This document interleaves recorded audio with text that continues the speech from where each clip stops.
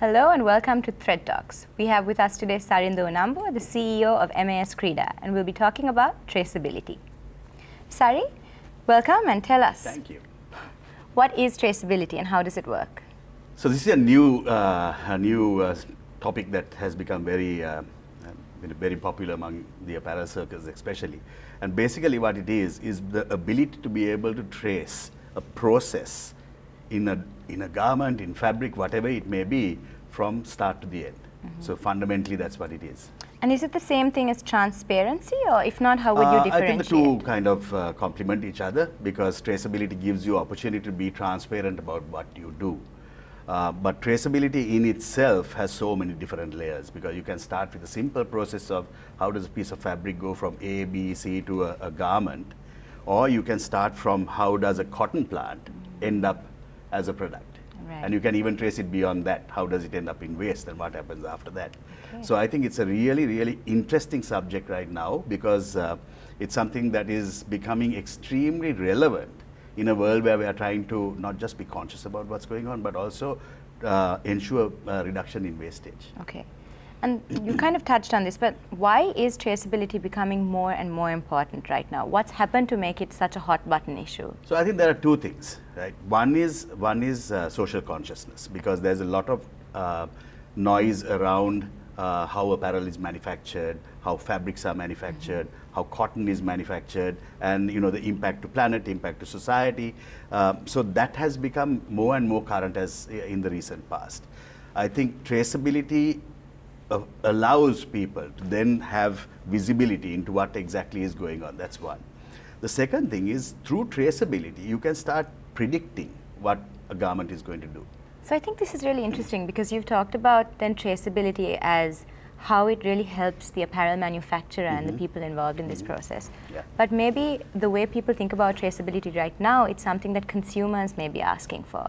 And do you think that kind of the younger generations are using traceability as part of their sustainability mindset in how they buy clothing?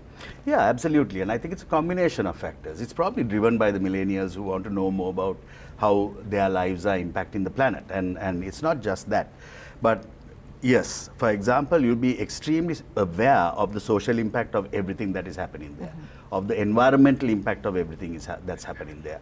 How much water was used, how much, how many chemicals were used, how the chemical was disposed. All that stuff could be mapped out in that entire process.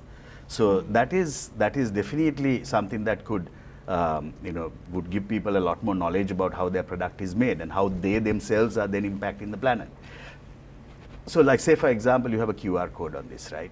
And that QR code gives you access to this process that we are mapping from end to end. It's like creating an onion. The number of layers you put into that onion are limitless. But I think from a very fundamental point of view, we can start tracing the wastage. What happens to that waste? The tonnage that goes into dumps on a regular basis is millions and millions and millions of metric tons a year that goes into landfill.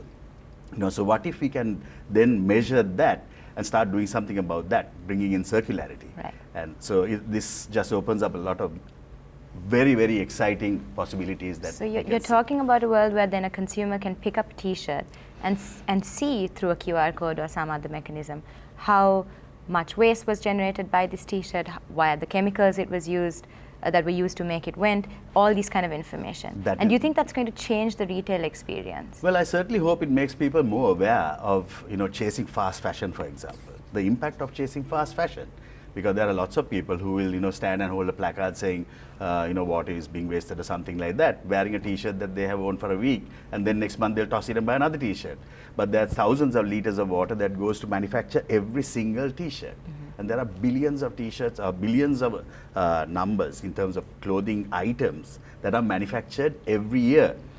That's, I think, amazing for when you think about it in terms of sustainability and impact on the planet. Absolutely. But as a CEO of an apparel manufacturer, how do you see this idea of traceability impacting productivity?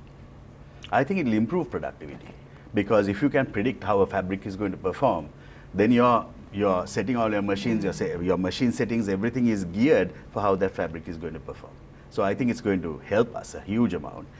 It'll help us with quality of product that we make, and it'll just give us more visibility as to what's happening. And also, I think as manufacturers, we are responsible for that source of origin as well.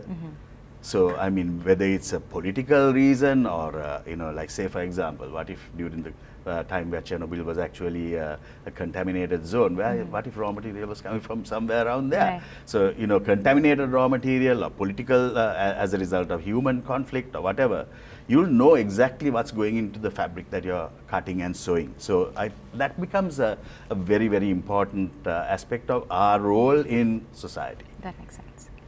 And just to wrap up, this final question on transparency and traceability. Is the ultimate goal of traceability just transparency, or is it making me, the consumer, understand the social and economic costs of my clothes, or the social and environmental costs of my clothes? I think it's more than that. It's not just those two only. Because as I was saying, it's measuring the impact of what's going to happen and reducing wastage at needle point as well. And if you look at, for example, a lot of the damages that we have in a meter of fabric, like if you take a roll of fabric, right? Only about 85% of that roll will actually be cut and used, maybe 90% in a good scenario, be cut and used and made into some kind of garment. So there is wastage there, then and there. And then because of cutting flaws as a result of the fabric skewing or bowing or, you know, shrinking or stretching or whatever, there's another percentage that is built in there. So what if we can eliminate all that completely by being able to predict that this fabric is going to perform like this? So traceability, the way we are looking at it right now, is like being able to say, it went from point A to point B, and it ended up here and in that person's waste paper basket. That's not what I'm talking about. I think this is far more valuable than that. I think we should look and say it's went from point A to point B. Okay, at point C it's going to do this, and at point D it's going to do this. And because the fabric came from that cotton has been more durable than the cotton that came from somewhere else. You know, so those are subtleties that we don't really measure right now. And as soon as you put a tool in that's going to measure that visually as well as from data points that you're picking up, it changes the game completely. Revolutionary. Absolutely. Yeah. This is the exciting stuff.